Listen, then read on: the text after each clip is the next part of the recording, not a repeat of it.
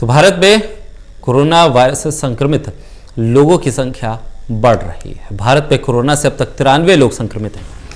सभी को निगरानी में रखा जा रहा है, आइसोलेशन में रखा गया है। सरकार पूरी तरह से अलर्ट पर है और स्वास्थ्य विभाग हर एक संक्रमित व्यक्ति का ध्यान रख रहा है। आइसोलेशन वार्ड में पूरी सुविधाएं उपलब्ध करवाई जा रही हैं। केंद्र सरकार ने कोरोना को आपदा घोषित कर दिया है। केरल में सबसे ज्यादा 22 लोग संक्रमित पाए गए। कोरोना से अब तक 2 लोगों की मौत हुई है। हालांकि कई लोग कोरोना से संक्रमित थे लेकिन स्वस्थ होने के बाद वो अपने घर जा चुके हैं। ऐसे में कड़ी निगरानी में लोगों को रखा जा रहा है। जो संक्रमित लोग हैं उनको लगातार डॉक्टर जरूरी दिशा निर्देश भी दे रहे हैं और आइसोलेटेड इलाकों वार्ड में रखा गया है। कुछ लोगों को घरों में आइसोलेटेड एरिया में रखा गया है। हमारे सहयोगी पूजा राठौर शर्मा हमारे साथ जुड़ रही हैं। पूजा, कोरोना को लेकर अब क्या ताजा अपडेट सामने आ रही है, खासकर दिल्ली को लेकर?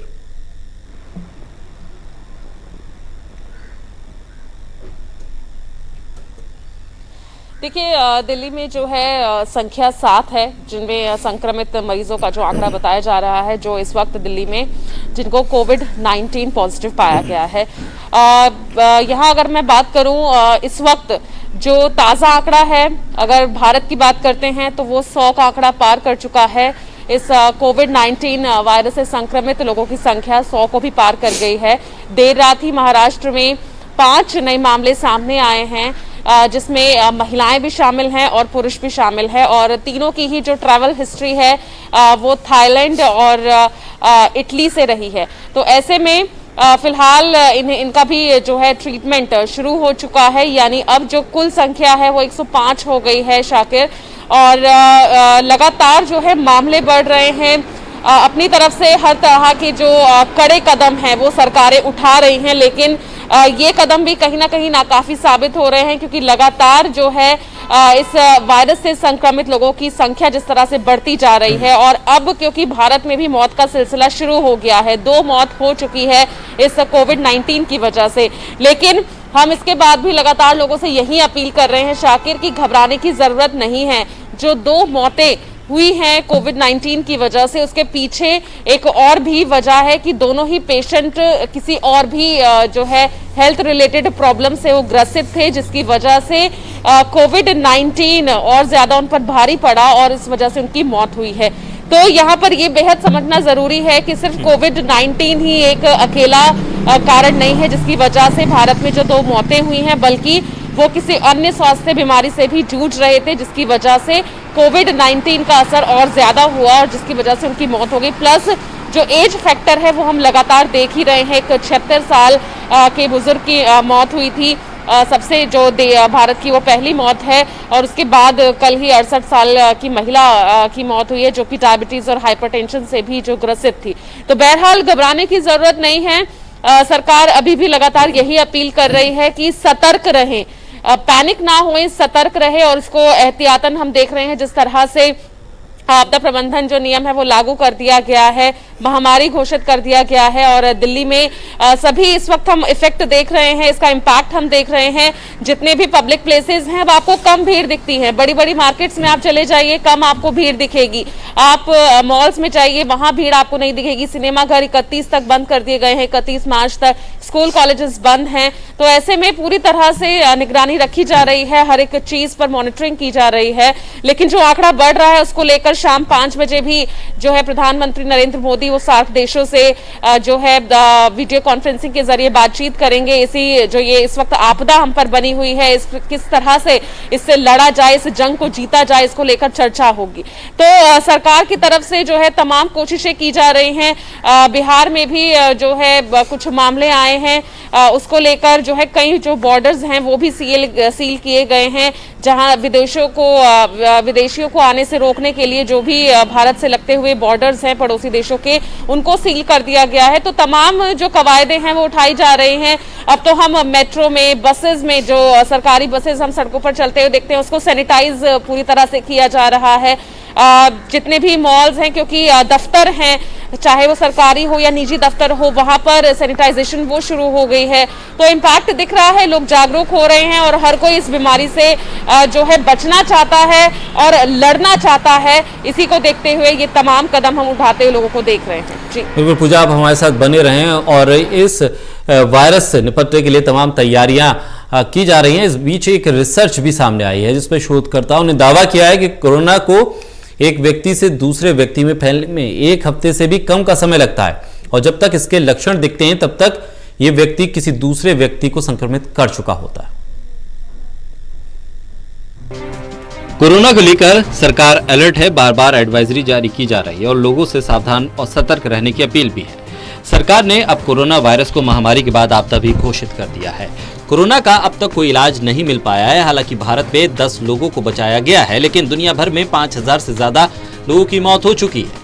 इस बीच एक ऐसी रिपोर्ट सामने आई है जो बेहद चौंकाने वाली है। कोरोना वायरस का अध्ययन कर रहे वैज्ञानिकों को पता चला है कि व्यक्ति से दूसरे व्यक्ति में संक्रमण फैलने में 1 हफ्ते से कम का वक्त लगता है और 10% मरीज तो ऐसे भी हैं जिन्हें लक्षण महसूस होना भी शुरू नहीं होता और तब तक उसके संपर्क में आने से अन्य लोगों को भी ये अपनी चपेट में ले लेता है।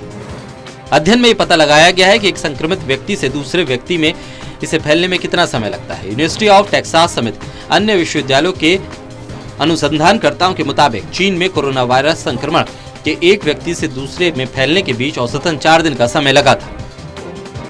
2 बातों पर निर्भर करती है महामारी फैलने की गति।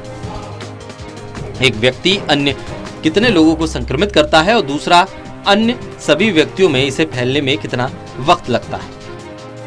वैज्ञानिकों का कहना है कि पहली स्थिति को प्राकृतिक संख्या और दूसरी को सिलसिलेवार अंतराल कहा जाता है। कोविड-19 का सिलसिलेवार अंतराल कम होने की वजह से प्रकोप तेजी से बढ़ेगा और इसे रोकना मुश्किल होगा। फ्लू की तरह फैल सकता है कोरोना वायरस। डाटा से पता चला है कि कोरोना वायरस फ्लू की तरह फैल सकता है। इसका मतलब यह है कि उभरते खतरे से निपटने के लिए हमें ज्यादा तेजी और आक्रामकता से बढ़ना होगा। यह अध्ययन इमर्जिंग इन्फेक्शन डिसीज पत्रिका में प्रकाशित हुआ है।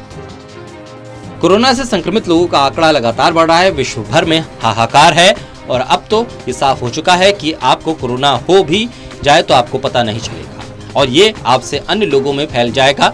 इससे साफ है कि कोरोना से बेहद ज्यादा सावधानी बरतने की जरूरत है। सतर्क रहिए, सावधान रहिए, हर हाल में कोरोना को हराना है। Special desk total. बिल्कुल पूजा, जिस तरह से ये हमने रिसर्च भी देखी है और इस पे ये कहा जा रहा है कि 1 हफ्ते से भी कम का वक्त लगता है जब एक व्यक्ति दूसरे से संक्रमित हो जाता है और जब तक इसे हम डिटेक्ट करते हैं तब तक कई और व्यक्ति भी इसके संपर्क में आकर संक्रमित हो जाते हैं। तो बहुत तेजी से ये एक दूसरे में फैलने वाला वायरस है और इस पर जिस तरह से हमने देखा कि भारत में पहला मामला हमने देखा था और रिपोर्ट करते करते अब ये 90 के ऊपर जा पहुंचा है और ये एक बड़ी चुनौती भी है। हालांकि काफी लोग अब तो स्वस्थ होकर अपने घर वापस भी गए हैं, लेकिन फिर भी एक चुनौती के तौर पर इसे हम देख सकते हैं क्योंकि चीन जैसे देश में जो स्थिति बनी, उसके बाद यूरोपीय देशों में जो हालात बन रहे हैं, उससे पहले भारत पे जिस तरह की कवायद है, क्या अब लग रहा है कि दिल्ली के जो अस्पताल है वो इतना तैयार हो चुके हैं कि स्थिति कोई भी हो वो निपट पाएंगे?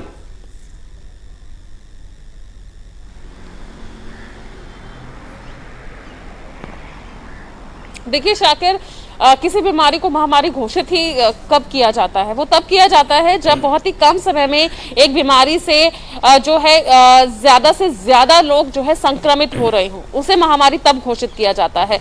और इस वक्त अगर हम कोविड-19 यानी कोरोना वायरस की बात करते हैं तो उसका भी हाल ऐसा ही है। इतने कम वक्त में विश्व की 70% आबादी इससे पीड़ित हो चुकी है, संक्रमित हो चुकी है। इसीलिए ही इसे WHO ने महामारी घोषित किया। और दिल्ली में भी जिस तरह से लगातार आंकड़ा बढ़ रहा है, 90 नहीं शाकिर, अब तो 100 का आंकड़ा पार कर गया है।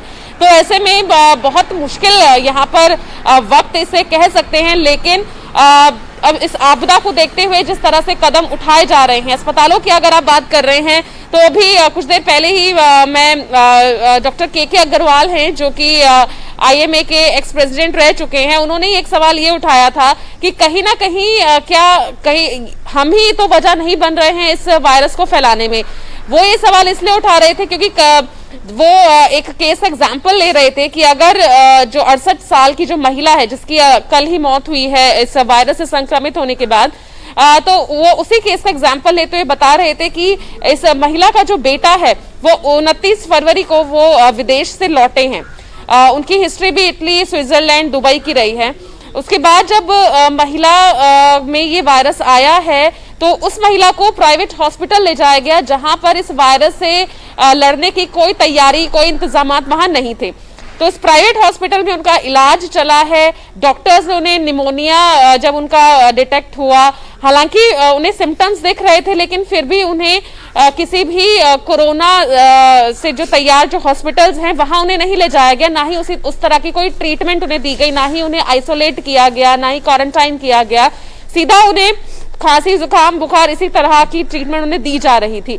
तो ये एक सवाल खड़ा करता है कि अगर आपको लगातार जिस तरह से सरकार आपको बता रही है कि खांसी, जुकाम, गले में खराश या सांस लेने में तकलीफ या निमोनिया जैसी जब सिम्टम्स आपको दिख रहे हैं तो आपको तुरंत डॉक्टर को संपर्क करना चाहिए। और जिस तरह से एक हफ्ते से भी कम का, बिल्कुल आपने सही कहा शाकिर, एक हफ्ते से भी कम का वक्त लगता है इस वायरस को एक इंसान से दूसरे इंसान, या ये कहें कि इस बीमारी के लक्षण दिखने में 5 दिन में, विद इन 5 डेज इस बीमारी के लक्षण दिखने लग जाते हैं और एक इंसान से दूसरे इंसान में। पूजा, बहुत शुक्रिया तमाम जानकारी दर्शकों तक पहुंचाने के लिए।